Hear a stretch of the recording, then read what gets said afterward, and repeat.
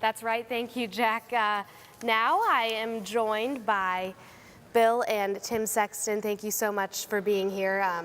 A man who served as the longtime vice president of university relations, and his son, who's currently associate vice president of public affairs for the university. Bill and Tim, thank you so much for being here today. Thanks for having us. Thanks, Emily. We're excited to have you, and I know Father Ted was very close to the entire Sexton family. So, Bill, let's go back to the days at Notre Dame when you were a distinguished faculty member in the Mendoza College of Business, and you received a phone call from Father Ted asking you and your wife to join him for dinner. Can you take the story from there for us? Sure, he asked us to come to the Summit Club. It doesn't exist anymore, but it's 25 floors up, and we'd never been there.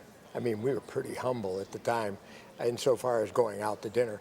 And anyway, he sat down, had a Manhattan, which is his custom, and just charmed us to death. And then he said, I need you to do something. Jim Frick is retiring. Well, Jim Frick was a legend here at Notre Dame in fundraising. And I said, Father, I don't know anything about it. He says, you're going to be great. It's going to be perfect.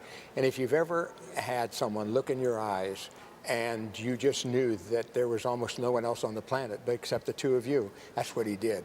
And so if he'd have said, you know, I want you to exercise because it's a lot of hard work, maybe you should walk down the 25 steps, I would have done it. So not only was he charming, it sounds like he was very persuasive as well. Very, very persuasive, yes. Wow. Well, Tim, I know you and your wife, Tanya, had a special relationship with Father Ted. Can you share a story with us about that? Sure, Emily. Actually, this one goes up north to Land O'Lakes. It was the first time actually my wife had gone up fishing with us on our annual trip up there. And Father was so excited for Tanya to be experiencing the property and experiencing catching fish. Well, we went out a few times and came back with zeros. We didn't catch a single fish, and my wife was devastated.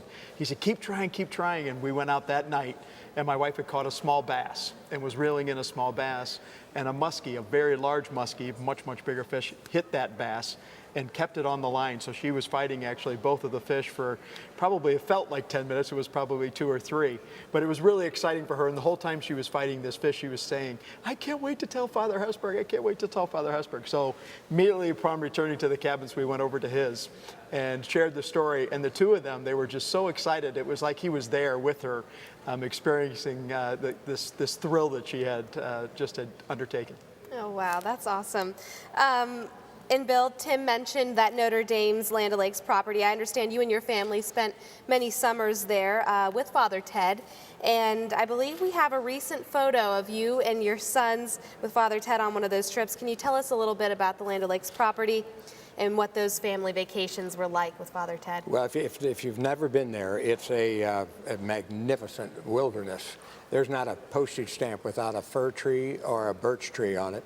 There's approximately 20 lakes there, and there's faculty and students there every summer. But there are 2 cottages there, large ones, where we entertain people. And Father Ted, right after he appointed me to this position, he said, we ought to bring some people up there who like to fish and who might be able to help us with what we're trying to do here at Notre Dame. So I'll give you an example. Bill Hewlett-Packard. Well, Bill came up and we went fishing. He caught a muskie. Everybody could guaranteed a muskie. So anyway, we got to the end of the day and we're sitting around the fire in the summer house. And Bill Hewlett says, you know, Flora and I are really fun people. But I have the feeling that isn't the only reason we're here. And with that, he brought gave us a brand new mainframe for the entire campus. But he did catch a fish. Wow. Okay, and speaking of fish, Tim, there's a legendary fishing story involving this fish mounted on a fireplace at Land O'Lakes and Father Ted. Can you share that with us? This can only be true if it happened to Father Ted. Father Ted and Jerry Hank, a longtime friend of the University of Notre Dame, were fishing together out on one of the lakes that my dad had just referenced, and they were just getting ready to start their fishing expedition. Father Ted was lighting his cigar, getting things going, and his fishing pole was sitting off the side of the boat with a lure hanging from it.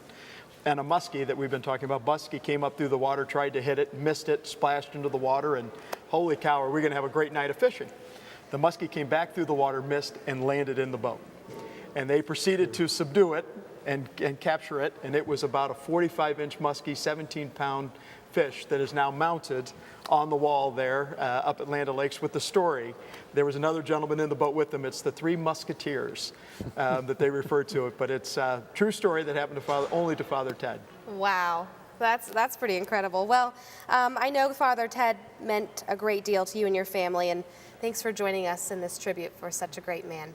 Thank you, Emily. And Amen.